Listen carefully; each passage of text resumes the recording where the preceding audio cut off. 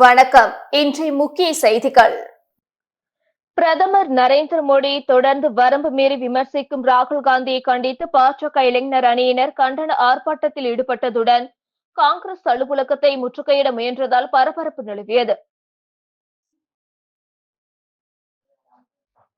பிரதமர் நரேந்திர மோடியை தொடர்ந்து வரம்பு மீறி விமர்சிக்கும் காங்கிரஸ் கட்சியின் முன்னாள் தலைவர் ராகுல் காந்திக்கு பாஜகவினர் கடுமையான எதிர்ப்புகளை தெரிவித்து வருகின்றனர். இதன் ஒரு பகுதியாக புதுச்சேரி மாநில பாஜக இளைஞர் அணி சார்பில் ராகுல் காந்தியை கண்டித்து காமராஜர் சிலை அருகே கண்டன ஆர்ப்பாட்டம் நடைபெற்றது. பாஜக மாநில இளைஞர் அணி தலைவர் வருண் தலைமையில் நடைபெற்ற கண்டன ஆர்ப்பாட்டத்தில் பாஜகவினர் 100க்கும் மேற்பட்டோர் கலந்து கொண்டு கோரிக்கைகளை வலியுறுத்தி கண்டன கோஷங்கள் எழுப்பினார்கள். தொடர்ந்து ராகுல் காந்தியின் உருவப்படத்தை செருப்பால் அடித்த பாஜகவினர் காங்கிரஸ் அலுவலகத்தை முற்றுகையிட பேரணியாக சென்றனர். அப்பொழுது போலீசார் அவர்களை தடுப்பு கட்டையமைத்து தடுக்கவே போலீசாருக்கும் போராட்டக்காரர்களுக்கும் இடையே லேசான தள்ளுமுள்ளு ஏற்பட்டது. இதனை அடுத்து ராகுல் காந்தியின் படத்தை தூக்கி எறிந்து அவர்கள் அங்கிருந்து கலைந்து சென்றனர். போராட்டத்தில் புதுச்சேரி மாநில பிஜேபி துறை தலைவர் ரத்தினவேல், பொதுச் செயலாளர் லட்சுமி நாராயணன், மாநில மகளிர் அணி தலைவி தாமரை செல்வி, பட்டியல் அணி மாநில தலைவர் காத்தவராயன், இந்து ஆலயம் ஆன்மீக பிரிவு தலைவர் சாய் சுதாகர் உள்ளிட்ட மாநில மாவட்ட தொகுதி நிர்வாகிகள் மற்றும் அனைத்து பிரிவு நிர்வாகிகள் அனைவரும் திரளாக கலந்து கொண்டனர். காரைக்காலில் பேங்க் ஆப் இந்தியா வங்கியில் என்ஆர்ஐ வங்கி கணக்கு வைத்துள்ள வெளிநாடு வாழ் இந்தியர்கள் உடனான ஆலோசனை கூட்டம் நடைபெற்றது.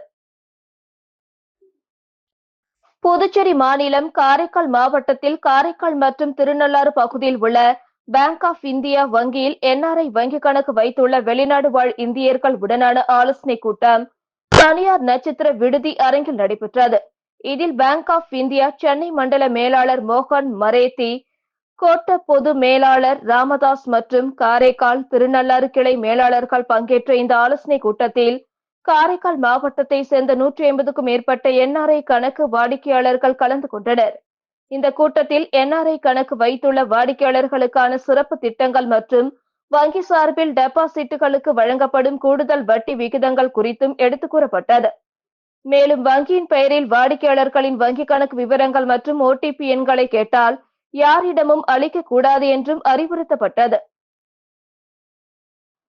காரைக்காலில் பிரசித்தி பெற்ற ஸ்ரீ பொய்யாத மூர்த்தி விநாயகர் ஆலய கும்பாபிஷேக விழாவில் ஏராளமான பக்தர்கள் கலந்து கொண்டு தரிசனம் செய்தனர்.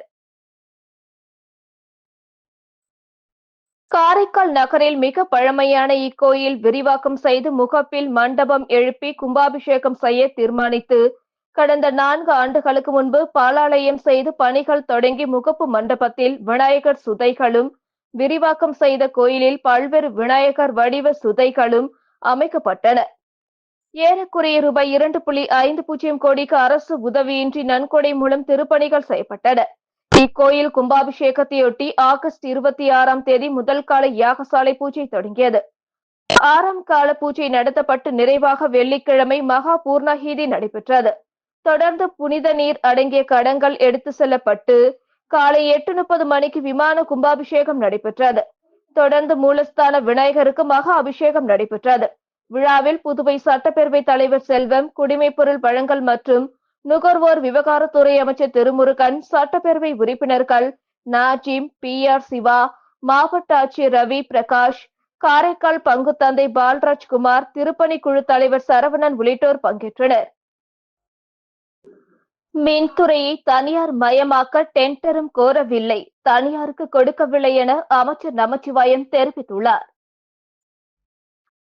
புதுச்சேரி சட்டப்பேரவையில் செய்தியாளர்களை சந்தித்த அமைச்சர் நமச்சிவாயம், புதுச்சேரி மின்துறை இன்னும் அரசின் கட்டுப்பாட்டில்தான் உள்ளது. எந்த ஒரு தனியார் நிறுவனத்துடனும் ஒப்பந்தம் எதுவும் கோரப்படவில்லை.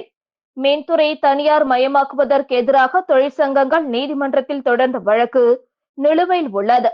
இந்த நிலையில் அரசு எந்த ஒரு தனியார் நிறுவனத்திற்கும் மின்துறையை வழங்க முடியாது.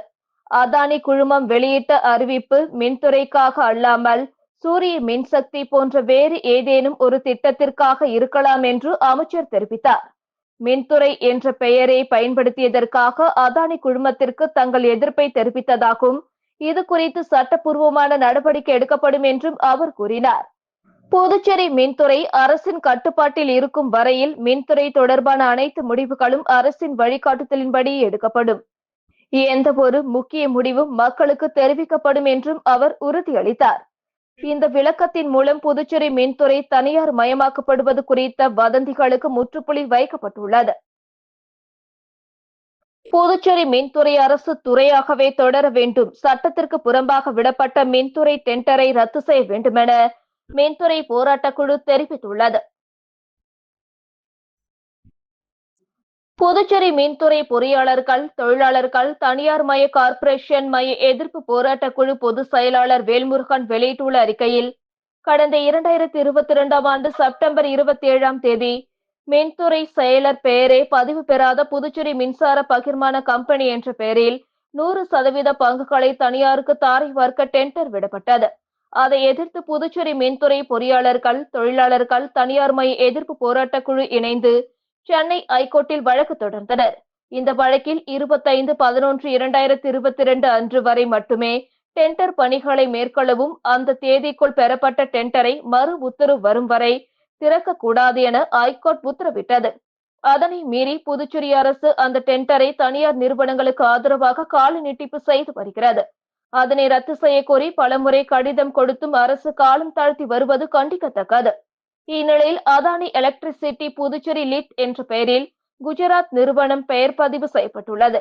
டெண்டரை நீக்காமல் காலம் தாழ்த்தி வரும் நிலையில் தற்பொழுது பதிவு செய்துள்ள நிறுவனத்திற்கும் ஏதோ தொடர்பு உள்ளதாக சந்தேகம் எழுந்துள்ளது.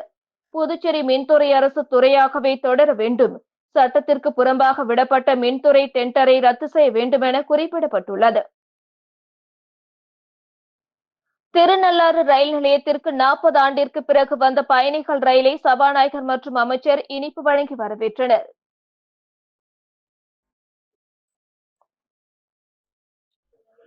காரைக்கால் மாவட்டம் திருநள்ளாறு பேரளம் இடையே 23.5 கிலோமீட்டர் தொலைவுக்கு கடந்த 1951ஆம் ஆண்டு மீட்டர் கேஜ் ரயில் பாதை அமைத்து ரயில் சேவை துவங்கப்பட்டது.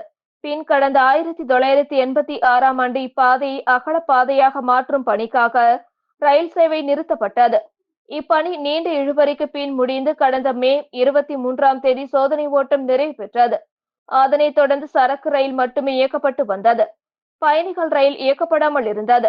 இந்நிலையில் 40 ஆண்டுகளுக்கு பிறகு நேற்று முதல் வரும் 8ஆம் தேதி வரை வேளாங்கண்ணி திருவிழாவிற்காக விழுப்புரம், கடலூர், சிதம்பரம், மயிலாடுதுறை, பேரளம், திருநள்ளாறு, காரைக்கால் வழியாக வேளாங்கண்ணிக்கு சிறப்பு ரயில் சேவை இயக்க நடவடிக்கை எடுத்துள்ளது.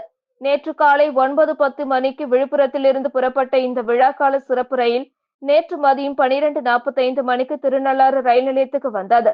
ரயிலை சபாநாயகர் செல்வம், அமைச்சர் திருமுருகன், சிவா எம்எல்ஏ மலர் தூவியும் பயணிகளுக்கு இனிப்பு வழங்கி வரவேற்றனர். பின்னர் ரயிலை கொடியசைத்து துவக்கி வைத்த சபாநாயகர் செல்வம், அமைச்சர் திருமுருகன் இருவரும் அதே ரயிலில் காரைக்கால் வரை பயணம் செய்தனர். காரைக்காலில் விநாயகர் சதுர்த்தியை முன்னிட்டு பிரதிஷ்டை செய்யப்பட்ட 50 விநாயகர் சிலைகள் கடலில் விசர்ஜனம் செய்யப்பட்டன. காரைக்கால் மாவட்ட இந்து முன்னணி சார்பில் விநாயகர் சதுர்த்தியொட்டி புதிய பஸ் நிலையம் எதிரே உள்ள ஏழை மாரியம்மன் கோவில், நேரு நகர், மதகடி, தளத்தெரு, வளத்தெரு உள்ளிட்ட 50 இடங்களில் கடந்த 27ஆம் தேதி விநாயகர் சிலைகள் பிரதிஷ்டை செய்யப்பட்டன. 3 நாட்களுக்கு விநாயகர் சிலைகளுக்கு சிறப்பு பூஜைகள் செய்யப்பட்டன. நேற்று விநாயகர் சிலைகளை கடலில் விசர்ஜனம் செய்யும் நிகழ்ச்சி நடந்தது. இதற்காக மாவட்டம் முழுவதும் பிரதிஷ்டை செய்யப்பட்ட விநாயகர் சிலைகள் நேற்று மதியம் புதிய பஸ் நிறுத்தம் அருகே உள்ள ஏழை மாரியம்மன் கோவில் முன் வாகனங்களில் கொண்டு வரப்பட்டன. பின் பூஜைகள் செய்யப்பட்டு விநாயகர் சிலைகள் ஊர்வலமாக கொண்டு செல்லப்பட்டன. சபாநாயகர் செல்வம், அமைச்சர் திருமுருகன் ஆகியோர் டிராக்டரில் சிலை ஊர்வலத்தை துவக்கி வைத்தனர். நிகழ்ச்சிக்கு இந்து முன்னணி நகர தலைவர் ராஜ்குமார் தலைமை தாங்கினார். காரைக்கால் மேடு கடற்கரையில் சிலைகள் விசர்ஜனம் செய்யப்பட்டன. அதேபோல் இந்து முன்னணியினர் கிளிஞ்சல் மேட்டிலிருந்து சிலைகளை ஊர்வலமாக கொண்டு சென்று கரைத்தனர். சீனியர் எஸ்பி லட்சுமி சௌஜன்யா தலைமையில் எஸ்பி முருகையன் உள்ளிட்ட 100க்கும் மேற்பட்ட போலீசார் பாதுகாப்பு பணியில் ஈடுபட்டனர். புதுச்சேரியில் நாளை விநாயகர் சிலைகள் விசர்ஜனம் நடைபெறுவதையொட்டி நகர பகுதியில் தற்காலிகமாக போக்குவரத்து மாற்றம் செய்யப்பட்டுள்ளது. இது தொடர்பாக போக்குவரத்து எஸ்பி ரக்ஷனா சிங் வெளியிட்டுள்ள செய்திக்குறிப்பில், காமராஜ் சாலையில் லெனின் வீதியிலிருந்து ராஜா திரையரங்கு வரை மதியம் சுமார் 12 மணியிலிருந்து மாலை சுமார் 5 மணி வரை அனைத்து விதமான வாகனங்களின் போக்குவரத்து முற்றிலும் தடை செய்யப்படுகிறது. விநாயகர் சிலை ஊர்வலமானது நேரு வீதியை கடக்கும் வரை அண்ணா சாலையில் பிற்பகல் 3 மணி முதல் அனைத்து வகையான வாகனங்கள் இயக்க முற்றிலும் தடை செய்யப்படுகிறது. மேற்படி வாகனங்கள் அனைத்தும் அண்ணா சாலை, 45 அடி சாலை மற்றும் ஒதியஞ்சாலை சந்திப்புகளில் திசை திருப்பப்படும். விநாயகர் சிலை ஊர்வலத்தின் போது நேரு வீதி, காந்தி வீதி மற்றும் எஸ்.பி. பட்டேல் சாலையில் அனைத்து வகையான வாகன போக்குவரத்து முற்றிலும் தடை செய்யப்படுகிறது. வாகன ஓட்டிகள் இந்த தற்காலிக போக்குவரத்து மாற்றத்திற்கு ஒத்துழைப்பு வழங்குமாறு கேட்டுக் கொள்ளப்படுகிறார்கள் என குறிப்பிடப்பட்டுள்ளது. உலக புகழ்பெற்ற வேளாங்கண்ணி பேராளி ஆண்டு பெருவிழா கொடியேற்றத்துடன் கோலாகலமாக தொடங்கியது. நாகை மாவட்டம் வேளாங்கண்ணியில் உள்ள புனித ஆரோக்கிய அன்னை பேராலயம் பசிலிக்கா அந்தஸ்து பெற்ற தளமாகவும் கீழை நாடுகளின் லூர்து நகரம் எனவும் போற்றப்படுகிறது. இந்த பேராலயத்தின் ஆண்டு பெருவிழா வெள்ளிக்கிழமை மாலை கொடியேற்றத்துடன் உற்சாகமாக துவங்கியது. புனித ஆரோக்கிய அன்னையின் திருவுருவம் பொறிக்கப்பட்ட திருக்கொடி ஊர்வலமும் அதற்கு முன்பாக தேர்பவனியும் நடைபெற்றது. உற்சாகமான முழக்கங்களுடன் நடைபெற்ற இந்த ஊர்வலம் கடற்கரை சாலை, ஆரிய நாட்டு தெரு, கடைவீதி வழியே பேராலய வளாகத்தை வந்தடைந்தது. பின்னர் தஞ்சை மறைமாவட்ட ஆயர் சகாய்ராஜ் திருக்கொடியை புனிதம் செய்தார்.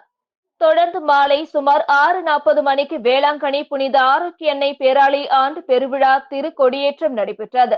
அப்பொழுது பேராலயம் மற்றும் சுற்றுப்பகுதிகளில் குழுமியிருந்த லட்சக்கணக்கான பக்தர்கள் ஆவே மரியே, மரியே வாழ்க என விண்ணத்திரும் வகையில் பக்தி முழக்கங்களை எழுப்பினர்.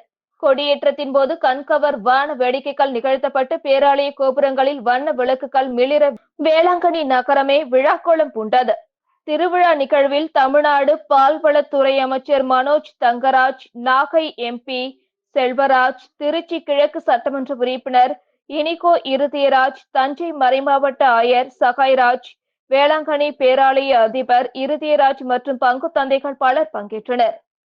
இந்தியாவின் பல்வேறு பகுதிகளை சேர்ந்த லட்சக்கணக்கான பக்தர்கள் மற்றும் தொலைதூர மாவட்டங்களில் இருந்து பல்லாயிரக்கணக்கானோர் பாத யாத்திரையாக வந்திருந்தனர். இதனால் நாகை வேளாங்கண்ணி கிழக்கு கடற்கரை சாலையில் பல கிலோமீட்டர் தொலைவுக்கு போக்குவரத்து நெரிசல் ஏற்பட்டது. அதேபோல தெற்கு பொய்கை நல்லூர் வழியான நாகை வேளாங்கண்ணி சாலையிலும் கடுமையான போக்குவரத்து நெருக்கடி ஏற்பட்டது. இத்துடன் செய்திகள் நிறைவடைந்தன. வணக்கம்.